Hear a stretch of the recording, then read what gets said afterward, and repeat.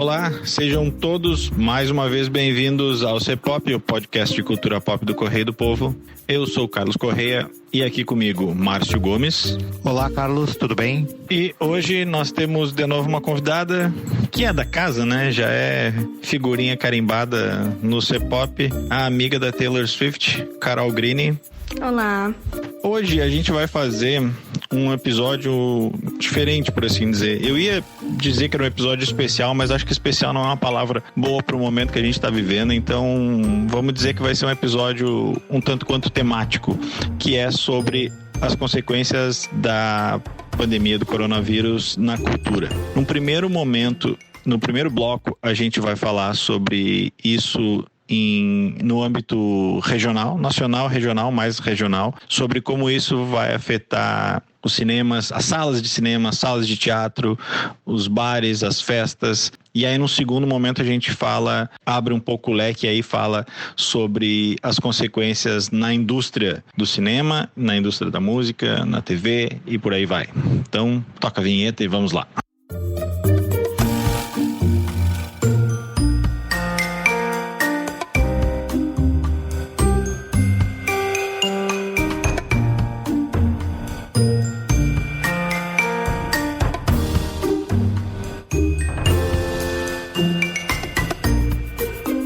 Buenas, bora então.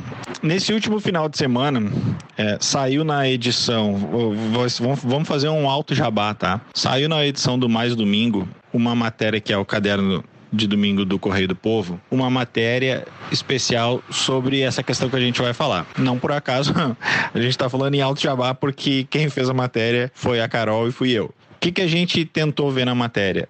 Como é que os espaços culturais estão se preparando para quando a quarentena acabar? Como é que os cinemas estão se preparando? Como é que as salas de teatro? Como é que os artistas estão lidando com isso tudo? E acho que o que mais aproxima as pessoas da matéria é quando elas conseguem se colocar naquele lugar, uma questão de empatia. E acho que aí os bares e as festas é o que mais pega. Então, como eu e a Carol que fizemos a matéria, eu quero perguntar para o Márcio. Vamos começar com o Márcio. Márcio, quando é que tu acha... Tem um quê de adivinhação nisso, tá? Um quê de chute. Quando é que tu acha que tu vai se sentir à vontade? Até que não saia uma vacina, tá? Quando é que tu acha que tu vai se sentir à vontade para voltar a pôr os pés num cinema, num barzinho ou ir numa festa? Completamente à vontade para fazer qualquer coisa fora de casa. Eu acho que todos nós só vamos nos sentir quando tiver uma vacina, né? Ou um tratamento aprovado e comprovado de que funciona para a questão do coronavírus. Acho que antes disso, ninguém vai estar completamente seguro a fazer qualquer tipo de atividade fora de casa, ou mesmo em casa também, porque mesmo em quarentena, eventualmente as pessoas saem, vão no supermercado, fazem alguma coisa na rua e mesmo assim, mesmo com todos os cuidados, a gente está exposto a riscos, né? Mas em todos esses elementos aí, mesmo que a curva comece a achatar daqui a um tempo e a gente comece a sentir que a primeira onda, e que tomara que não venha outras ondas por aí, mas que a primeira onda de contaminação comece a passar, eu acho que são elementos diferentes, assim. Eu acho que uma coisa é tu ir num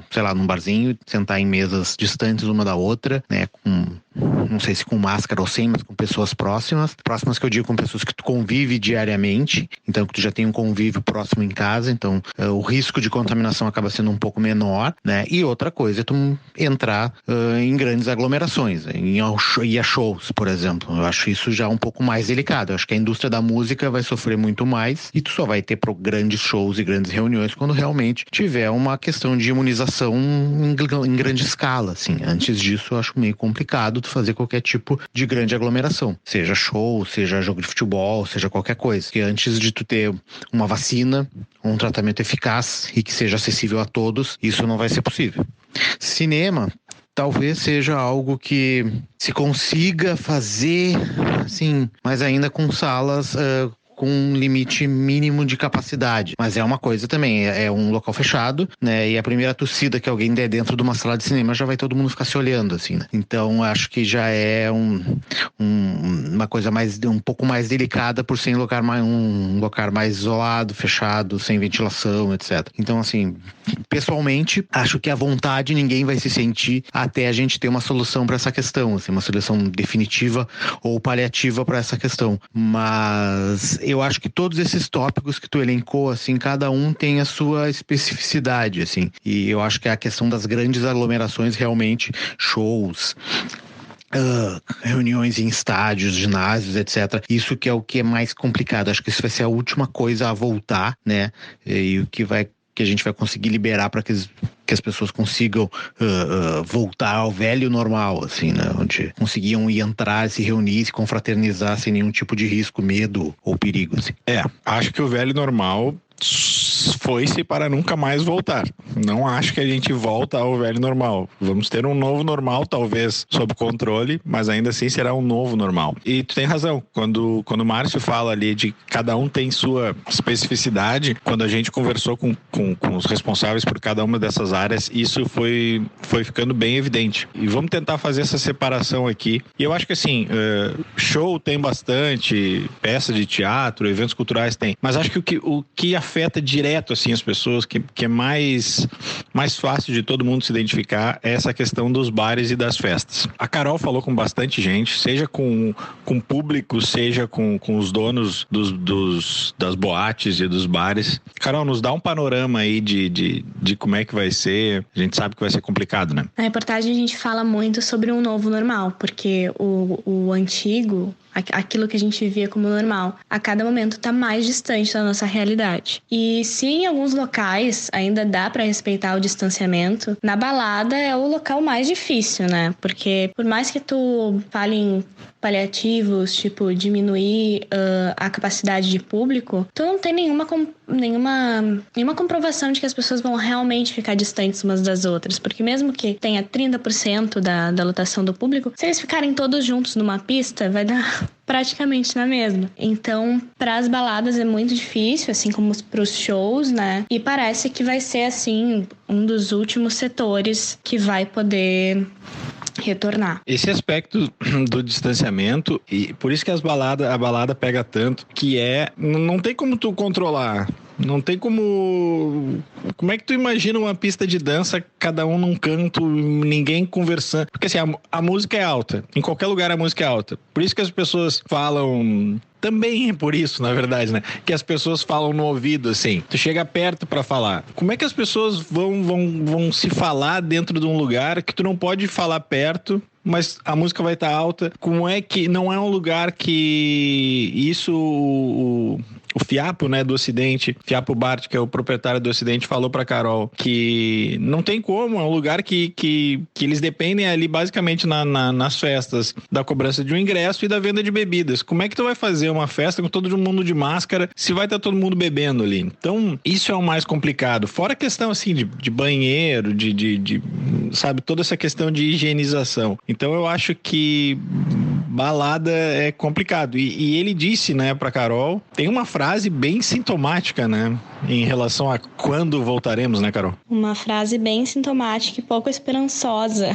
Ele disse que, pelo menos, o Ocidente só abre depois que tiver uma vacina. O que significa que sejamos otimistas com algum realismo. Esse ano não tem mais festa, então, pelo menos no Ocidente. E acho que vários lugares vão seguir a mesma tendência. E aí eu pergunto pro Márcio, tu acha que os lugares que abrirem, o pessoal vai respeitar essa questão, ou tu acha que vai ter um pessoal à la louca que vai igual pra festa? E o quanto isso tu acha que é perigoso pra que seja dificultado o achatamento da curva ou pra que facilite uma segunda onda? Não precisa achar, né, Carlos? Tipo, as pessoas estão na rua, né? Basta ver o que acontece ali na orla agora, todo final de semana. Tipo, tem dias que tem mais gente, tem menos gente, dependendo do clima. Eu não tenho dúvida alguma que se tu abrir qualquer tipo de local, as pessoas vão, né? Seja local de festa, seja jogo de futebol, seja... Claro, a lotação não vai ser a mesma do que era na época pré-pandemia, porque tem algumas pessoas que realmente não vão, tem uma parcela da população que está em quarentena e respeita a questão do distanciamento e tal, mas tem outras pessoas que não só pela questão de não respeitar ou de achar que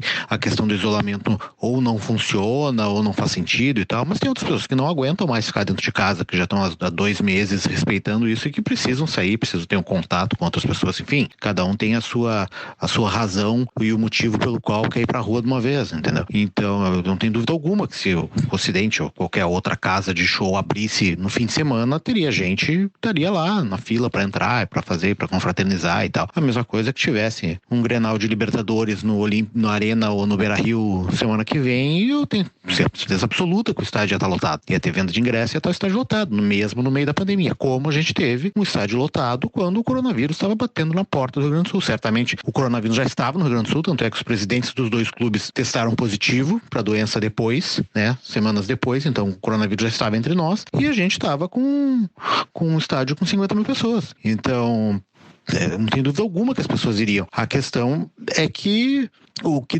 deve ser feito é que esses locais de grandes aglomerações em que tu não tem como fazer um distanciamento e que tu corre risco, aconteceu isso na Coreia, né? Há pouco tempo, quando lá que a curva foi achatada, eles começaram a abriram as casas noturnas e começou a ter novos picos de infecção justamente nas questões das casas de shows. Eles registraram, se eu não me engano, algumas dezenas de novos casos de contaminação e rastrearam essas contaminações e foram de pessoas que estavam, ou de uma pessoa ou 2 pessoas que estavam frequentando essas casas noturnas, e a partir dali começou a espraiar o negócio. Então, não adianta, grandes aglomerações vão causar grandes picos de infecções. Eu acho que antes de a gente ter um tratamento eficaz ou uma vacina que imunize, o risco vai existir.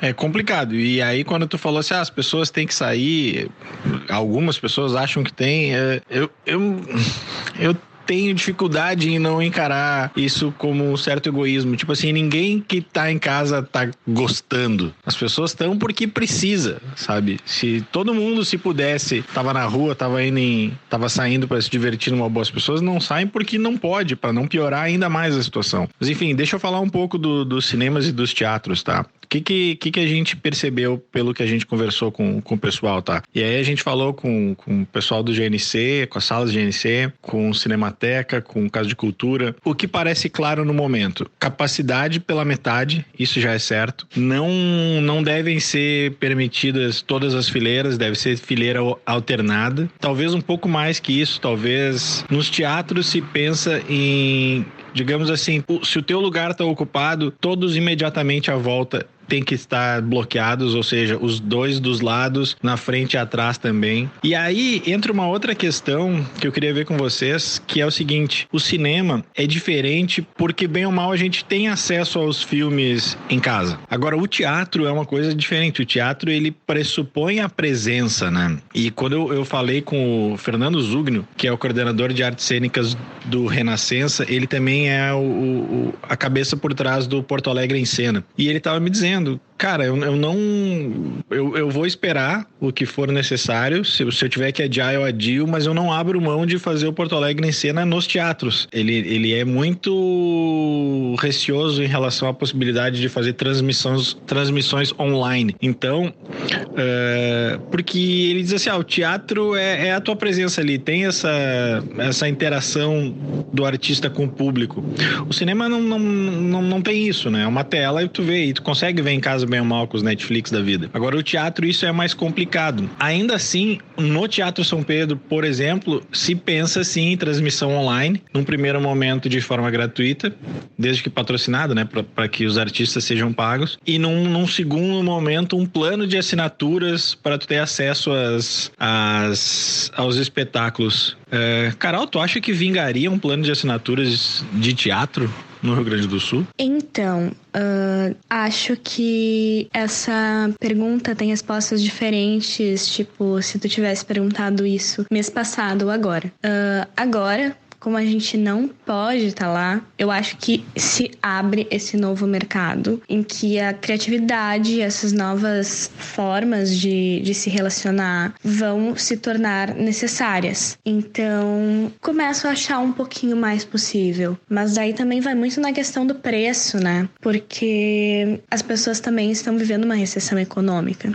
Então, será que elas podem pagar por isso? Questão econômica é um ponto-chave nisso aí tudo. O pessoal do teatro já garantiu que não tem aumento de ingresso. O cinema também não deve ter. Mesmo com a capacidade reduzida, no entendimento deles, a questão é todo mundo... O pessoal vai estar meio assustado ainda para ir. E a crise econômica, ela já deu uma complicada e ela tende a complicar ainda mais. O desemprego está crescendo bastante, redução de salários. Então, se já vai ter um pouco público quando houver essa retomada, sabe-se lá quando, e não deve ser antes de agosto, por aí, se tu botar um ingresso mais caro ainda, aí sim que tu se inviabiliza como negócio. Vamos falar da parte da música, né? A música a gente continua tendo acesso da forma como a gente mais consome, mas o ganha-pão da maioria dos artistas não é venda de discos, nem mesmo o número de exibições nas plataformas de streaming. A artista ganha dinheiro com show. Não podendo ter show, a artista não ganha dinheiro. Isso vale tanto pros Rolling Stones, quanto vale pro Zé das Couve, tá? Obviamente que os Rolling Stones têm outras formas de receber dinheiro que o Zé das Couves. O que acontece? Tá todo mundo apavorado, porque sem show pra fazer, não tem verba nenhuma. E aí o que pega? O que pega é que a saída tem sido a mesma para todo mundo, que são as lives, né? Só que o que começou de uma forma... alguém me colocou isso, acho que... eu não sei se foi em Lisboa, alguém comentou isso, que no começo pareceu uma espécie de parceria do artista com o público, sabe? Pra fazer quem tá em casa se sentir menos sozinho, alguma coisa nesse sentido. Já deu uma bela desvirtuada, né, Márcio? Hoje em dia, tu pega essas lives do sertanejo, é a live patrocinada pela Brahma, live patrocinada pela Seara, tem garçom servindo, tem 3 ou 4 ali, ou seja, não tem nada de vamos ficar em casa cada um na sua. Tonho Croco ainda me disse o seguinte, não bastando tudo isso, eles fazem propaganda de cerveja ruim. O que tu acha dessas lives, Márcio? Tudo que é em excesso acaba desvirtuando em algum momento, né? Seja para um lado, seja para o outro. Normal que a coisa se tornaria um negócio, e como a gente vive num mundo que se transforma muito rápido, a questão da quarentena, em poucas semanas a coisa já saiu de uma relação intimista entre o artista e o público para se tornar num grande merchan, né? Acho que é uma alternativa que essas pessoas têm, né? Seja grandes artistas ou pequenos artistas, de tentar manter o seu ganha-pão, e isso é válido para qualquer um, né? Não só na questão cultural, como em todas as áreas. E não acho que não tem uma área que não esteja sendo dilapidada por essa questão da pandemia. Tá todo mundo tendo que se canibalizar em algum sentido, né? Por causa seja financeiramente, seja de outras formas, né? Ninguém tá saindo imune desse processo. Então a música, que já tinha sofrido um baque há anos atrás com a questão da venda dos discos, agora está sofrendo com a questão da falta de shows, que tu não sabe quando isso vai voltar, agora está tendo que tentar achar outras formas de sobreviver. Acho que é um momento delicado, não sei como eles vão sair dessa. Eu sou um pouco receoso com essa questão de que o velho normal acabou, assim, eu acho que é um conceito meio definitivo para uma situação que a gente ainda não tem muito presente, porque vai que daqui a pouco tem uma vacina, que mesmo que demore alguns anos, e pelo que o comportamento que eu tô vendo das pessoas, e quanto as pessoas, mesmo as que estão em casa, estão ansiosas para sair, para ir pra rua e para retomar velhas rotinas, assim, eu não acho que as pessoas estejam como é que eu vou dizer, tão temerosas ao ponto de que, se as coisas abrirem, que for seguro para abrir, que tenham vacina, que sejam imunizadas, e que velhos hábitos não sejam retomados. Então, se a situação for controlada, mesmo que demore mais algum tempo, eu acho que shows podem retornar e as pessoas podem acabar frequentando e voltando a velhos hábitos, assim. Então, acho que isso é um processo que tem uma data de validade. A gente ainda não sabe qual é essa data de validade, se vai demorar 1 ano, se vai demorar 2, se vai demorar 3, se vai demorar 5, né? Isso é o que nos deixa ansioso ansiosos, porque a gente não sabe quando tudo isso vai acabar. Não é uma coisa que tu pode botar uma data, mas isso vai acabar. Vai chegar um momento em que se vai ter uma cura ou uma vacina contra esse processo, e a gente vai poder sair às ruas e voltar a frequentar sem grandes riscos ambientes que hoje são proibitivos. Mas até lá tudo isso vai ficar meio em stand-by. E daí algumas marcas, algumas bandas, algumas companhias de teatro, alguns bares, algumas casas noturnas vão conseguir lidar melhor, outras vão lidar pior. Algumas bandas vão acabar, outras talvez consigam novas formas de financiamento, outras talvez consigam se manter fazendo outro tipo de atividade, outro tipo de exposição. Tem várias bandas que estão fazendo outro tipo de formas de manter o seu nome aí seu nome em veiculação, não fazendo live, mas disponibilizando shows em streaming, canais de YouTube, etc. Então, acho que cada caso é um caso, cada um faz uma estratégia. Mas, voltando à questão das lives, eu acho que a febre passou um pouco, assim, pelo menos a maioria das pessoas. Isso cansou, acho que as pessoas já estão buscando outras alternativas, assim, para passar o tempo na quarentena. Eu acho que isso foi um pico no começo ali, mesmo aquelas coisas das pessoas tocarem nos apartamentos também. Isso foi uma coisa que no início aqui, lá na Itália, quando o pessoal estava em lockdown, e aqui também teve, mas agora também já diminuiu. Eu acho que a normalização da quarentena acaba fazendo as pessoas buscarem outras alternativas também. Carol, tu tem visto muita live que vende cerveja ruim? Jamais veria uma live que... Não tenho assistido muitas lives no geral, não é uma coisa que me atrai muito. Às vezes eu até tento, mas aí eu vejo mais no celular, aí se é no YouTube ou no Instagram, quando eu minimizo se continuasse rolando. Ontem eu tentei assistir a da Letrux, não funcionou muito bem por conta dessa minimização aí. Mas é isso, eu acho que tem que adaptar várias coisas para que isso funcione bem, tornar, claro, mais funcional. O Instagram, ele é utilizado bastante, mas ele não funciona bem. Porque tem que ficar o tempo todo com um negócio lá aberto, isso te impede de fazer outras coisas. Eu tô tendo dificuldade de me adaptar. E, principalmente, os artistas estão tendo dificuldade de se adaptar, porque como monetizar a live? É uma pergunta que as pessoas estão tentando responder, né? Inclusive, perguntamos para os artistas e eles nos responderam. Só que assim, nesse aspecto a gente falou com o Ney Lisboa, a gente falou com o Tonho Croco, da Ultraman, a gente falou com o Frank Jorge, da Graforreia, e o que eles colocam é o seguinte, não tem como monetizar com live. Boa parte dessas lives, elas são feitas no Instagram e ali não se monetiza. A do YouTube, tu precisa ter muitas visualizações para tu tirar alguma grana. O Tonho Croco até me disse assim, cara, eu fiz uma e deu 1.100, 1.500 espectadores. Está, e quanto isso dá de dinheiro, assim? Cara, dá 30 centavos, não paga um litro de leite, assim. As lives que tem muitos espectadores são as dos sertanejos e as dos funkeiros, que elas já são patrocinadas igual, então elas independeriam do número de espectadores. Por isso que eles falam, é complicado. A situação é periclitante. Mas, como o Márcio disse, vai passar. Uma hora vai passar. A minha ressalva quanto ao novo normal é que mesmo quando passar, é uma coisa meio de trauma, assim, sabe? Eu acho que as pessoas ainda vão ficar meio assustadas. Isso, digamos assim, vamos ser super, super, super otimistas, tá? Os caras descobrem uma vacina e já estão produzindo em massa ainda esse ano. Eu acho que vai mais... Pra gente perder o medo, eu acho que vai mais 1-2 anos, assim, sabe? Mas vai passar. Assim como este bloco passou, e aí a gente vai pro segundo bloco, onde a gente continua falando das consequências, mas numa indústria muito maior e num âmbito muito maior do que o âmbito regional.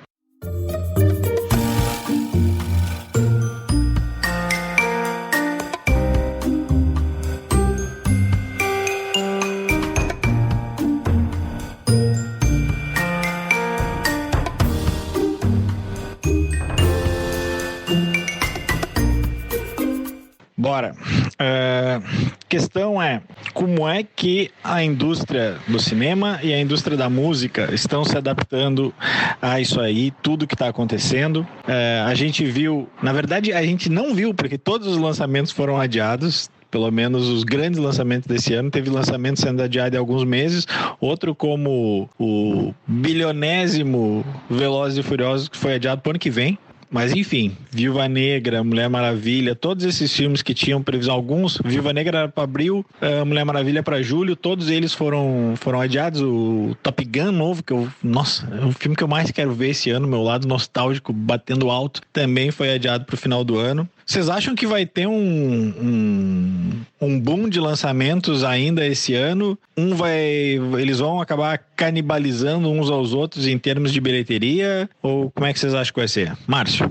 Todo mundo incerto, né? Todo mundo muito incerto. Tudo vai depender de quando as coisas voltarem, especialmente em escala global, né? Porque alguns lugares vão abrir antes de outros, né? Temos algumas surpresas. Ontem parece que eu estava vendo uma matéria, se não me engano era da Folha Ilustrada, que o novo filme do Woody Allen era o grande sucesso na Coreia do Sul, onde alguns cinemas abriram. Então, acho que tem muito blockbuster sendo adiado, né? Então vai acumular muita coisa no final do ano, se realmente no final do ano algumas salas resolverem abrir, né? Mas eu acho que foi uma coisa que eu meio que comentei em alguns programas atrás, eu não me lembro em qual deles. Vai depender muito do que as pessoas vão querer ver, né? Vão querer assistir, e se elas realmente vão querer sair direto para os cinemas assim que as coisas abrirem, né? E como eles vão abrir, se eles vão abrir sala de cinema a partir do momento que a gente tiver uma segurança em relação à questão da imunização, né? No momento que tiver vacina, ou se eles vão abrir no momento em que achatarem a curva, mas que a gente ainda não tem um tratamento ou uma vacina, mas sim quando os casos caírem, e daí tu pode correr o risco de uma segunda onda. Então vai depender muito isso para ver se as pessoas vão para salas de cinema ou não. Eu sou porque se não tiver alguma vacina ou um tratamento, eu não sei se vou me enfiar numa sala de cinema, né? Mas talvez as pessoas vão. Então eu acho que sim, acho que vai depender do que as pessoas vão querer ver, né? Eu não sei se elas vão querer ver filmes que tirem essa questão da quarentena e do coronavírus da cabeça, e daí para isso filmes de blockbuster ou filmes que contem histórias completamente diferentes dessa história que a gente está vivendo agora sejam a grande procura, ou se elas vão estar tão impactadas emocionalmente, psicologicamente por todo esse momento que a gente está vivendo agora, e que tudo que foi produzido e feito antes começa a perder um pouco de sentido, assim, né? Que é muita coisa que as pessoas estão falando, que é a questão até do toque, do beijo, do abraço, né? Que são coisas que a gente meio que agora nesse momento tá relativizando e deixando de lado, com exceção de pessoas que moram junto com a gente, e daí tu vai para uma sala de cinema e vai ver as pessoas se beijando, as pessoas se abraçando, isso. Mesmo quando a gente vê filmes em streaming e tal, a gente já sente não chega a ser um incômodo, mas tu sente uma diferença, né? Um distanciamento em relação àquele momento. E eu não sei o quanto as pessoas vão enfrentar isso quando sentarem numa sala de cinema e ver um filme que foi feito há 2 anos atrás, ou foi produzido há 1 ano e meio atrás, enquanto não tinha toda essa questão. Então acho que vai depender muito do momento em que as salas abrirem, né? Pra gente sentir realmente quais são os filmes e pra gente poder analisar sobre qual prisma que essas pessoas vão preencher a bilheteria, né? É difícil hoje dizer que, sei lá, Viúva Negra vai ser o grande sucesso da bilheteria. A gente vai estar analisando essa questão com um olhar de 6 meses atrás, quando a gente não tinha a questão do coronavírus ainda. Então é tudo muito incipiente, assim, é difícil de cravar exatamente o que vai acontecer. Quem diria que a gente ia chegar um dia num ponto em que filmes com beijo e abraços pareceriam muito Black Mirror, né? O que o Márcio falou ali da temática dos filmes, me vem à mente agora uma comparação que não sei, vocês vão me dizer se ela faz sentido ou não, que é o Filadélfia. Filadélfia é o primeiro filme de maior repercussão, por assim dizer, sobre a AIDS. É aquele filme com o Tom Hanks, com o Denzel Washington e o Bandeiras. O primeiro Oscar do Tom Hanks, né? Aí no ano seguinte ele levou pelo Forrest Gump. Esse filme é de 93. A AIDS já estava há alguns anos no mundo. E levou um tempinho até que se tomasse coragem para abordar o assunto. O próprio 11 de setembro, houve ali um momento de receio de se abordar no cinema. Depois virou lugar comum até. Eu não sei como é que a questão do corona vai ser abordada num primeiro momento. Eu acho difícil um filme, entre aspas, realista não falar disso. Acho que talvez a saída vai ser posicionar o filme numa certa data anterior a 2020, e aí tu pode fazer um filme sem ser blockbuster, fazer um drama sobre um casal, sei lá, qualquer drama que eles estão vivendo ali. Se tu situar o filme em 2019 e tu não falar do corona, beleza, ele vai ser realista igual. Então eu não sei se vai ser logo agora, mas concordo, vai depender muito do que as pessoas vão querer ver. Carol, tu acha que as pessoas vão querer ver Coronga? Depois do Coringa, tu acha que as pessoas vão querer ver logo filme sobre Coronga ou não? Eu acho que se a gente já começar a falar disso agora e todo filme meio realista já tiver que ter alguma coisa de coronavírus, eu acho que fica meio datado demais. Assim, eu assistiria um filme, mas eu não sei se daqui a 3, 4 meses já vai estar saindo um tema... daqui a 3, 4 meses de maneira alguma. Mas do ano que vem vai estar saindo um bom filme sobre isso. Eu acho que a gente tem que ter um panorama maior pra conseguir ver as coisas de uma maneira que fique, sabe? Que não seja uma coisa datada, que realmente faça sentido com o que a gente vive. É muito estranho, assim, volta e meia eu tô vendo no Netflix e as pessoas se abraçam. Eu fico, Jesus, como assim se abraçando? Opa, elas não estão vivendo o mesmo que eu. Então talvez veja uma mudança de as pessoas se tocarem um pouco menos. Mas a ideia de ter o coronavírus como um fato comum entre os filmes, eu acharia meio estranho, assim. Nerdmente falando, o coronavírus tá tentando fazer o que o Thanos não conseguiu fazer nos Vingadores, né?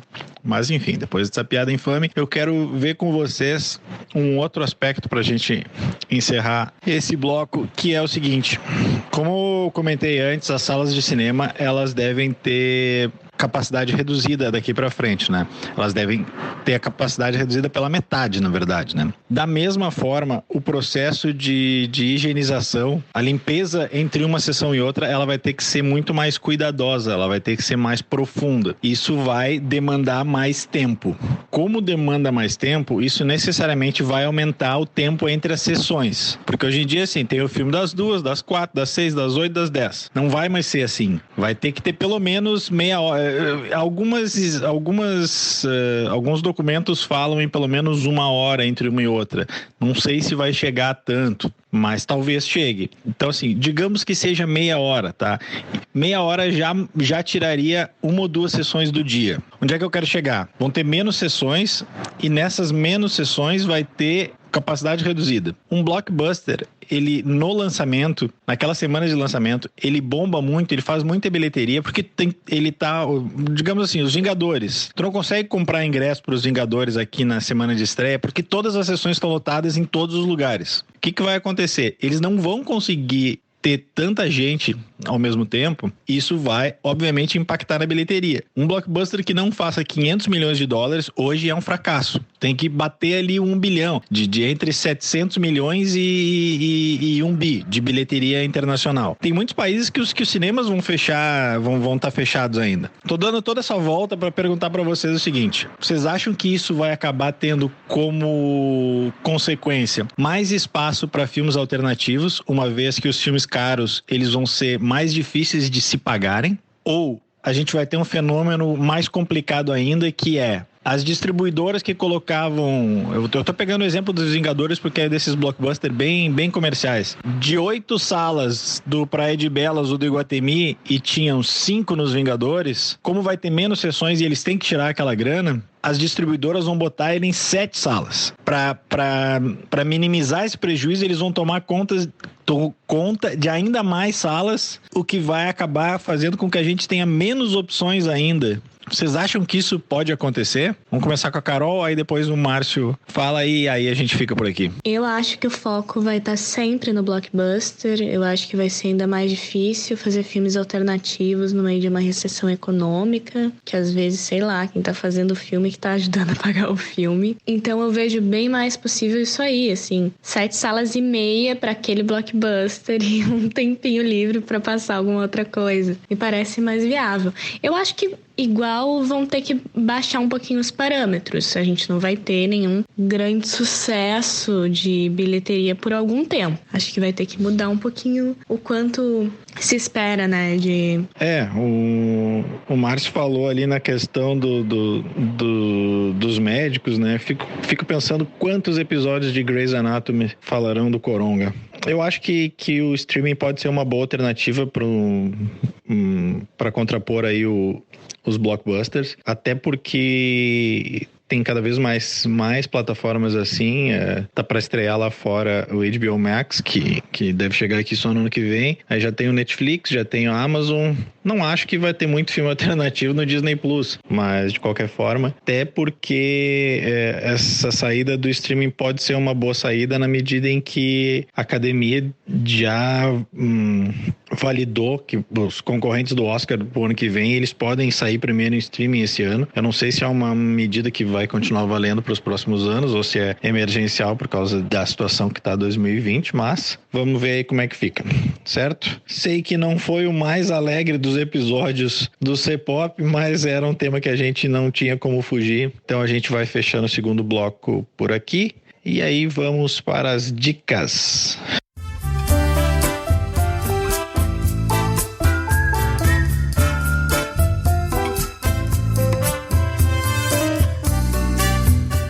Então tá, dicas da semana. Carol, comece com as suas. Minha dica não é um lançamento, mas eu acho que é bom nesse tempo que a gente tá em casa, a gente pode recuperar aqueles conteúdos que a gente queria assistir e foi deixando pra depois. Eu tô assistindo Twin Peaks e acho que vale muito a pena. Menina Carol tá no caminho certo, né, Márcio Gomes?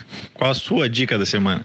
Certamente. Sou fã declarado de Twin Peaks. Não tenho nem o que falar. A segunda temporada é meio mais ou menos, mas a primeira e a terceira são sensacionais, assim. Mas é o mundo de David Lynch ali, né?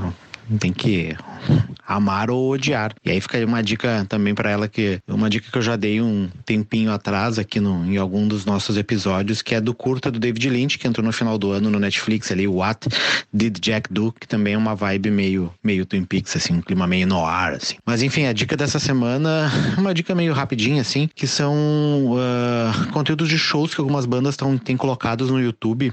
Os Rolling Stones têm largado todo domingo, por volta das 4 horas, no canal do YouTube deles ali, alguns trechos de shows de turnês recentes. 2 semanas atrás foi da turnê que passou até aqui por Porto Alegre, a Olé Tour, se eu não me engano. Semana passada, se eu não me engano, foi a que eles tocaram em Cuba, foi a Havana alguma coisa, não me lembro o nome do DVD, mas não são shows inteiros, são alguns trechos de shows, é mais ou menos 1 hora, se eu não me engano, de streaming. E além dos Stones, o Radiohead também tá largando no canal do YouTube deles vários shows daí na íntegra, de turnês antigas e mais recentes. Tem desde turnê de 2006, 2012, 2016 lá, show do Coachella, do Lollapalooza, do Bonnaroo, enfim, e tem show pra dar com pau de mais de 2 horas de duração, assim. Bruce Springsteen tem feito isso também, então vale a pena dar uma conferida nos canais de YouTube das bandas que você curte. Muitas delas estão colocando shows na íntegra durante esse período da quarentena pro pessoal dar uma curtida em casa também. Ainda para encerrar de David Lynch, vamos lembrar que semana passada, David Lynch voltou a fazer previsão do tempo. Isso mesmo, previsão do tempo, porque David Lynch pode fazer o que ele quiser, então ele também faz previsão do tempo, tá? Vamos lá, minha dica. Antes das minhas dicas, 2 lembranças, 2 aniversários importantes esses últimos dias. Bonovox passou a ser um 60º, e sempre lembrando que, apesar do YouTube ter virado meio chatonildo nos últimos anos aí, fez algumas das obras mais importantes aí dos últimos tempos, e pra mim, Action Baby continua sendo um dos melhores discos ever. O outro aniversariante não tá muito abaixo disso, quiçá acima, Stevie Wonder, fez 70. Stevie Wonder dispensa apresentações, né? É um dos maiores de todos os tempos. Então tá, sem mais delongas, minha dica essa semana é de games, mas não é nenhum jogo em específico, é o Summer Game Festival. É um evento online, na verdade é um agregador de eventos online, que o Geoff Keighley é o o cara por trás do Game Awards, resolveu fazer. Esse ano é um ano muito importante em termos de lançamento de games, porque no final do ano saem os videogames da nova geração, o PlayStation 5 e o Xbox One Series X. E como não tem a E3, o evento foi cancelado em função da pandemia, os lançamentos acabavam sendo um tanto quanto pulverizados. O que esse cara fez? Ele lançou um festival online, tem uma programação que vai agora de maio até agosto, e então, para quem quiser saber, acompanhar todos os lançamentos, ali acaba sendo a melhor forma. Os anúncios da Sony vão ser por ali, os da Microsoft também, todos os mais importantes vão ser por ali. Então, essa é a minha dica. A gente vai ficando por aqui. A edição do programa é do Pedro Bastos. Sempre lembrando, se puder, fique em casa, use máscara, álcool gel, aquela coisa toda. Um abraço e até semana que vem.